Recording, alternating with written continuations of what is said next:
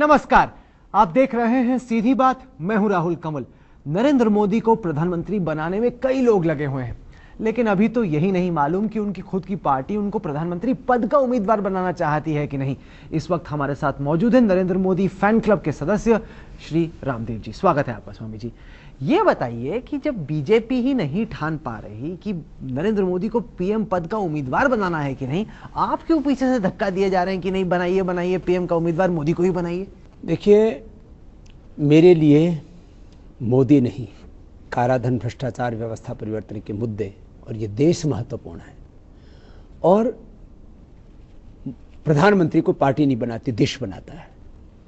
Public sentiments ये हैं इस हिंदुस्तान के कि उनको मोदी चाहिए। इसलिए तो आपका सेंटिमेंट हो सकता है, पब्लिक सेंटिमेंट है कि नहीं। बीजेपी को भी तो एहसास है। देखो, इतना अगर इस वक्त तो असमंजस की स्थिति में है तो कई सारे नेता ऐसा हैं जो मानते हैं कि अभी नहीं बनाना चाहिए उनको पीएम। देखो, हम जमीन से जुड़े हुए हैं और इस हिंदुस्तान के अंतिम आदमी के घर तक, उसके दिल तक पहुंचते हैं। तो एल के आडवाणी, सुषमा स्वराज किससे जुड़े हुए हैं? मुझे ऐसा लगता है कि बीजेपी देख रही है, सुन रही है, और वो इन बातों को अब अनसुना और इन बातों की अनदेखी वो नहीं कर सकती। नहीं, पर एक बड़ा धड़ा उन नेताओं का है जो कहता है कि इस वक्त पे नरेंद्र मोदी को नहीं बनाना चाहिए पीएम। इसलिए हमने इस बात को कहा कि मोदी के बिना बीजेपी मंजूर नहीं।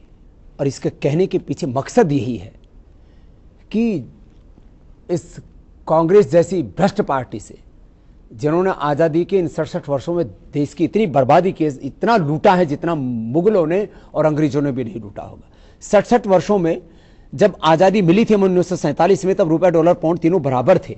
67 वर्षों में इन्होंने इतनी बुरी हालात कर दी रुपए की कि 67 रुपए देकर के $1 खरीदना पड़ता है। पूरा देश में गवर्नेंस नाम की कोई चीज नहीं है। चीन घुसा जा रहा है, पाकिस्तान धमका रहा है, पूरे देश में चारों तरफ अराजकता फैली है, चारों तरफ त्राहिमाम मची हुई देश में हकीकत है। और यदि बीजेपी इसकी अनदेखी करती है तो फिर हम कोई बीजेपी के मोहताज नहीं है।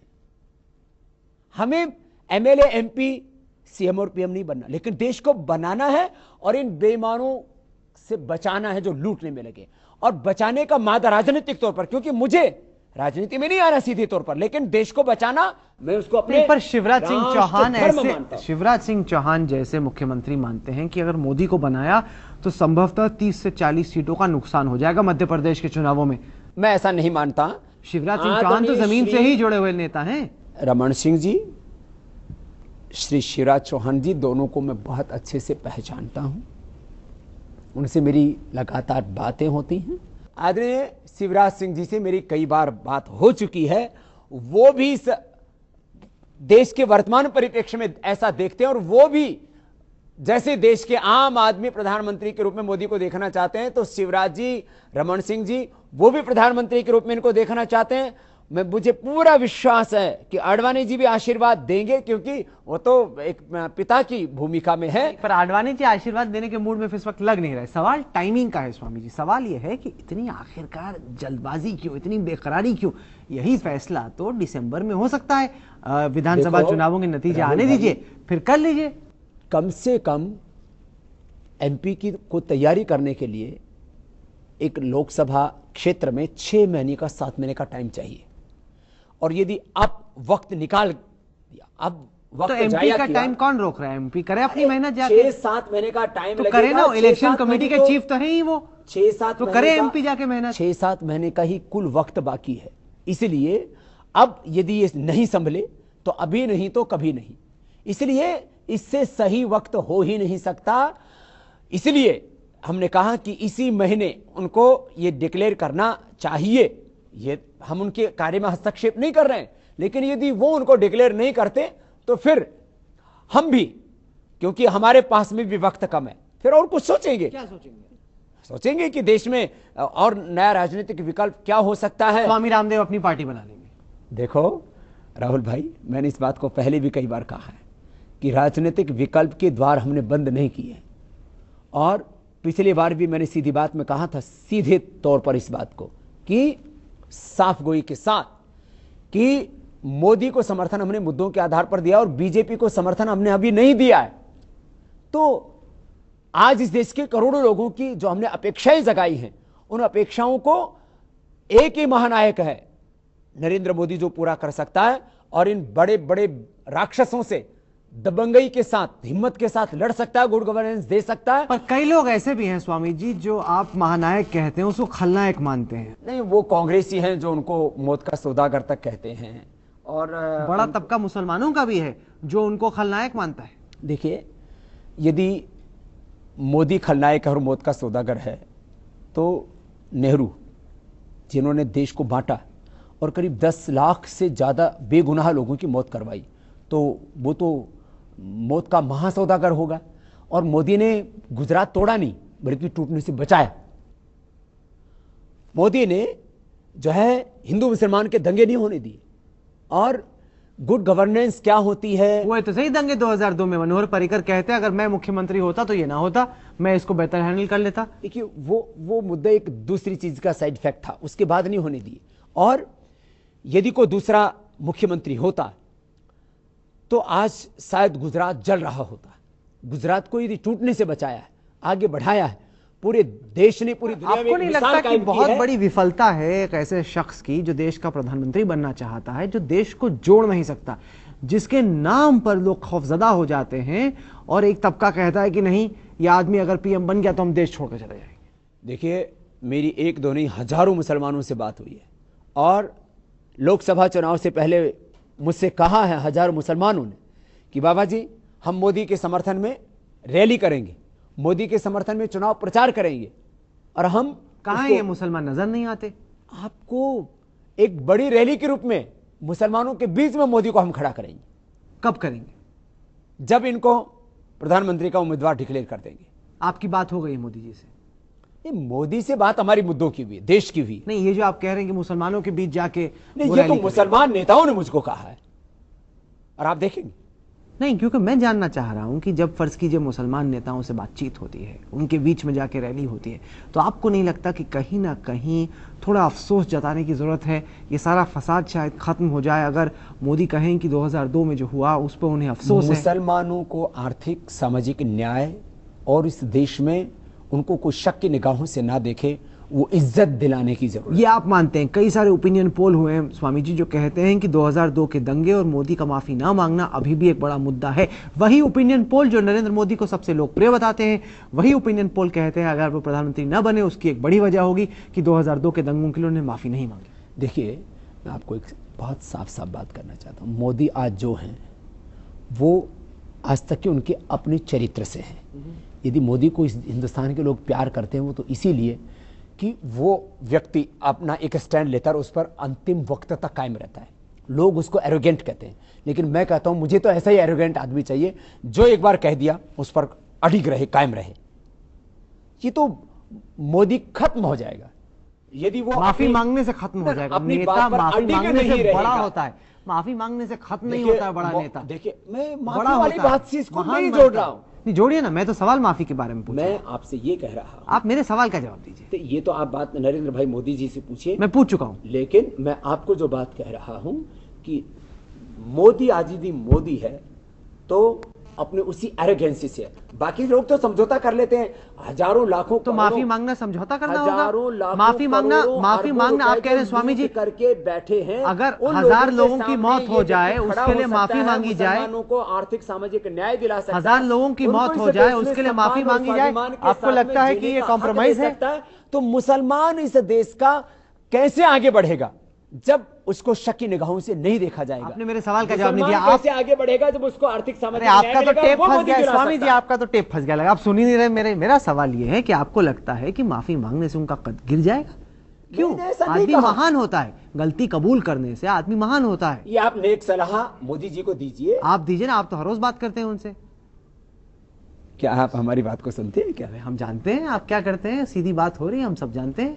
देखो राहुल भाई, जो आपने बात कही मैंने उसकी साफ गोई से उसके बारे में उत्तर दिया है।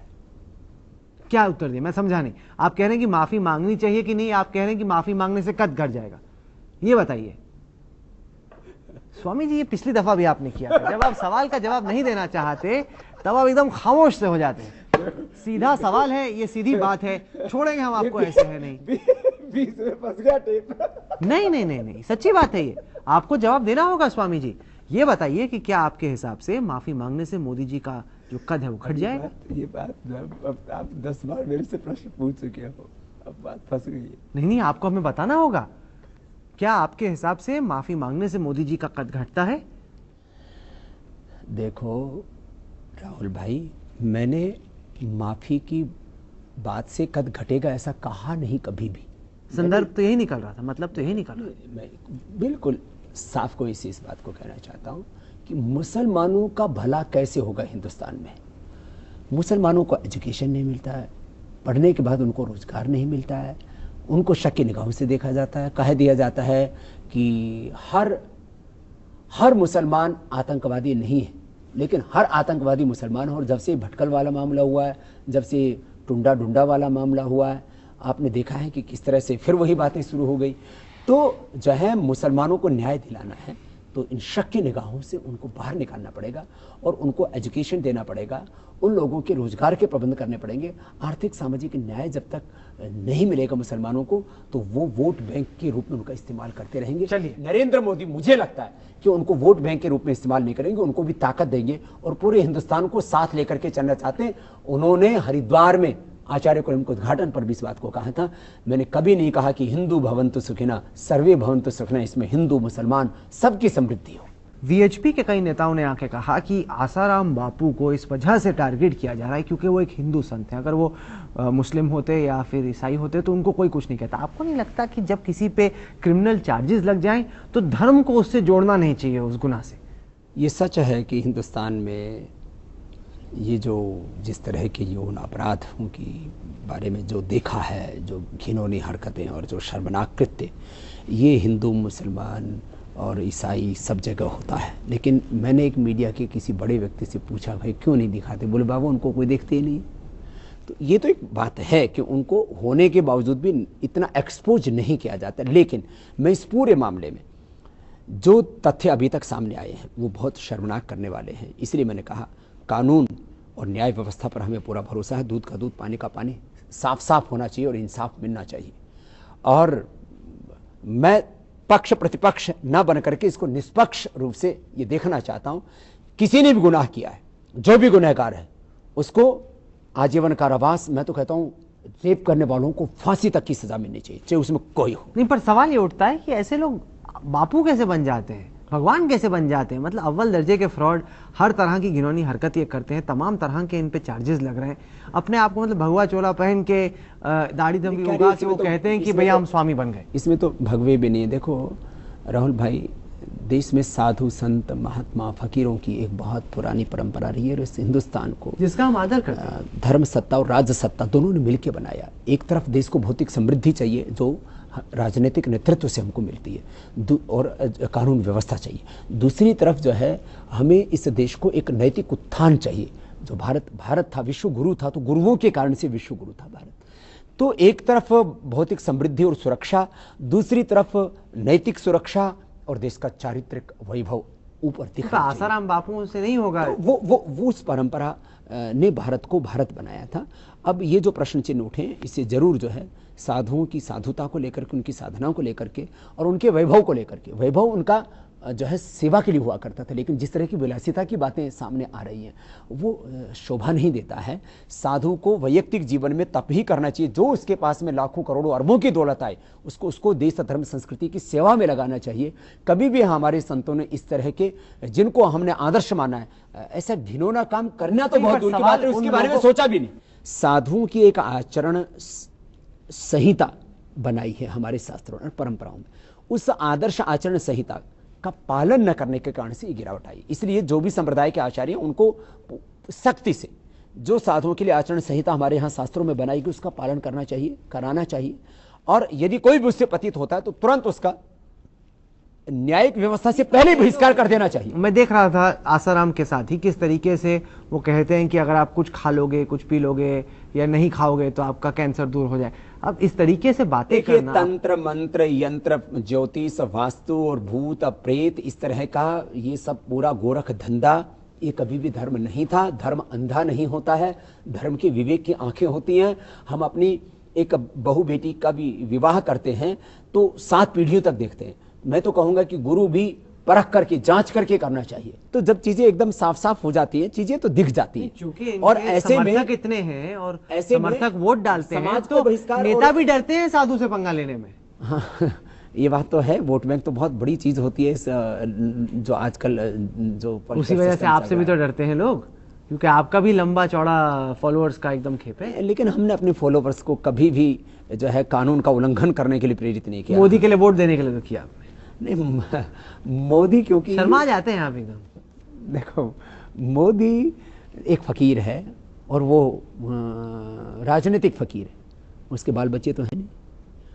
मोदी बेईमान नहीं हो सकता, मोदी भ्रष्टाचारी नहीं हो सकता, मोदी इस देश को नहीं लूट सकता। जिस तरह से एक नेहरू गांधी खानदान माने 1000 वर्षों में जितना मुगलों ने अंग्रेजों ने नहीं लूटा होगा उससे ज्यादा लूट करके बैठा है। इसलिए मैं कहता हूं ये खानदानी लेता नहीं, लुटेरे उनकी तरह लुटेरा नहीं हो सकता, ये भ्रष्टाचारी नहीं हो सकता, ये बिक नहीं सकता, ये झुक नहीं सकता। ये कितने ही एरोगेंट हो, कितने इसको लोग ब्लेम करें, कितने आरोप लगाएं, लेकिन मोदी इस देश का महानायक हो सकता है और इस महान भारत को वापस महान बना सकता है। परम वैभवशाली विश्वगुरु, महाशक्तिशाली सुपर पावर बना सकता है। स्वामी जी ये बताइए, इसके बाद का कार्यक्रम क्या? मोदी पे तो आप धक्का लगा ही रहे हैं, लगता है कि ये वन एजेंडा हो गया है आपका।